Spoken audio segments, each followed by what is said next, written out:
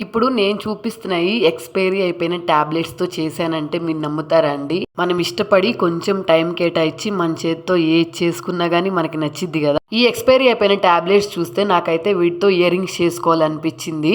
2 టాబ్లెట్స్‌నైతే same ఒకలాగే ఉండేటట్టు చూసుకొనైతే cut చేసుకున్నా అండి. వీటికి కొంచెం డెకరేషన్ లాగా నీట్‌గా ఉండటానికైతే నెయిల్ పాలిష్ అయితే యూజ్ చేస్తున్నాను.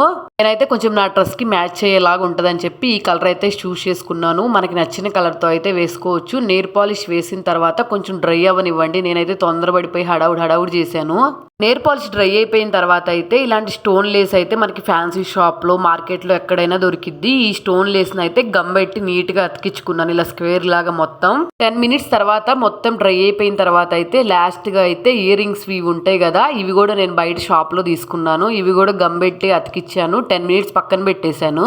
మనకి ఇయర్ రింగ్స్ పర్ఫెక్ట్‌గా రావాలంటే గమ్ము కరెక్ట్‌గా ఉందనుకోండి, మనం అనుకున్నట్టయితే ఇయర్ రింగ్స్ టర్న్ ఔట్ అవుతాయి. చూసారు కదా మొత్తం అయిపోయిన తర్వాత ఎంత బాగున్నాయో. మనం గమ్ పెట్టి స్టిక్ చేసిన తర్వాత కొంచెం సేపు ఆగకుండా తొందరగా తీసేసామనుకోండి, అవైతే పర్ఫెక్ట్‌గా ఉండవు. మొత్తం డ్రై అయిపోయిన తర్వాత చూసారు కదా ఎంత బాగున్నాయో ఇయర్ రింగ్స్. మీకు నచ్చినియా? మీరు ఒకసారి ట్రై చేయండి. నచ్చితే మాత్రం వెంటనే సబ్స్క్రైబ్ చేసుకొని వెళ్ళండి.